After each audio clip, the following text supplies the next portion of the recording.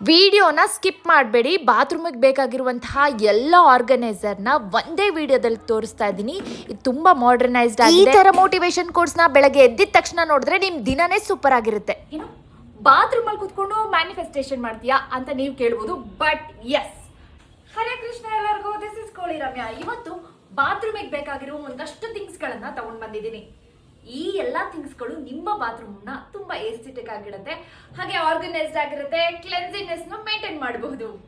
Guys, ಇದೇನ್ ಗೊತ್ತಾ, ಮೋಟಿವೇಶನ್ಗೆ ಬೇಕಾಗುವಂತಹ ಕೋಟ್ಸ್ಗಳು ನಾನು ಎಲ್ಲಿದ್ರು ಮ್ಯಾನಿಫೆಸ್ಟೇಷನ್ ನನಗೆ ಬೇಕಾಗಿರೋ ಟೈಮಲ್ಲಿ ನಾನು ಮಾಡ್ತೀನಿ. ಅಂಡ್ ಅದಕ್ಕೋಸ್ಕರ ನಾನು ಒಂದಷ್ಟು ಕೋಟ್ಗಳನ್ನ ತರಿಸಿದ್ದೀನಿ. ಒಂದೊಂದಾಗೆ ಓದ್ಲಾ? If opportunity doesn't not build a door, I am wealthy, I am healthy, I am happy. Guys, ಇವಾಗ ನಾನು ಇದನ್ನೆಲ್ಲ ತೋರಿಸಿದ್ನಲ್ಲ, ಇದನ್ನೆಲ್ಲ ಹಾಕೋದಕ್ಕೆ ನಾನು ಮೊಳೆ ಯೂಸ್ ಮಾಡ್ತೀನಿ ಅಂತೀರಾ?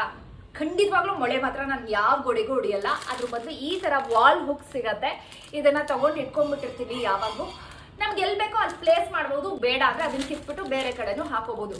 ಅದಕ್ಕೆ ಇದು best and cheap.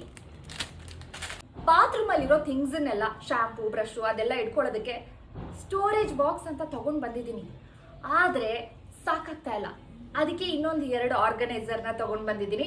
Hair dryer ಏನೋ ತಗೊಂಡ್ಬಿಡ್ತೀವಿ, ಬಟ್ ಹೇರ್ ಡ್ರೈಯರ್ ಇಟ್ಕೊಳ್ಳೋಕೆ ಕರೆಕ್ಟಾಗಿ ಸ್ಪೇಸೇ ಇರಲ್ಲ ಅಲ್ವಾ? ಎಲ್ಲೆಲ್ಲೋ ಇಟ್ಬಿಟ್ರೆ ಹಾಳಾಗುತ್ತೆ. ಅದಕ್ಕೋಸ್ಕರನೇ ಈ ಒಂದು ಆರ್ಗನೈಸರ್. ನನಗೊಂದು ಪ್ರಾಬ್ಲಮ್ ಇದೆ, ಯಾವಾಗ್ಲೂ ಟವಲ್ನ ಮರ್ತು ಹೋಗ್ಬಿಡ್ತೀನಿ ಬಾತ್ರೂಮ್ಗೆ ಹೋದಾಗ. ಬಟ್ ಬಾತ್ರೂಮ್ ಅಲ್ಲೇ ಕರೆಕ್ಟಾಗಿ ಟವಲ್ ಅನ್ನ ಹಾಕೊಂಡು ಇಟ್ಕೊಂಡ್ರೆ ಎಷ್ಟು ಆರ್ಗನೈಸ್ಡ್ ಆಗಿರುತ್ತೆ ಅಲ್ವಾ? ಮೇನ್ ಇಂಪಾರ್ಟೆಂಟ್ ಆಗಿ ಬ್ರಷ್ ಪೇಸ್ಟ್ ಕರೆಕ್ಟ್ ಆಗಿರೋ ಸ್ಪೇಸ್ ಅಲ್ಲಿ ಇರಬೇಕು, ಇಲ್ಲ ಅಂದ್ರೆ ನನ್ನ ತಲೆ ಕೆಟ್ಟೋಗ್ಬಿಡುತ್ತೆ. ಅದಕ್ಕೋಸ್ಕರನೇ ನಾನು ಈ ಒಂದು ಆರ್ಗನೈಸರ್ನ ತರಿಸಿದ್ದೀನಿ. ಇದರಿಂದ ನಾವು ಡೈರೆಕ್ಟ್ ಆಗಿ ಪೇಸ್ಟ್ ಅನ್ನ ಮೇಲ್ಗಡೆಯಿಂದ ಹಾಕ್ಬೋದು, ಹಾಗೆ ಬ್ರಷ್ ನ ಇದರಲ್ಲಿ ನೀಟಾಗಿ ಸೇಫ್ ಆಗಿ ಇಟ್ಕೋಬಹುದು. ಎಲ್ಲೆಲ್ಲೋ ಇರುತ್ತೆ, ಜಿರ್ಲೆ ಎಲ್ಲ ಕಚ್ಚುತ್ತೆ ಅನ್ನೋ ಭಯ ಬೇಡ, ಆರಾಮಾಗೆ ಸೇಫ್ ಆಗಿ ಇಟ್ಕೊಳ್ಳಿ.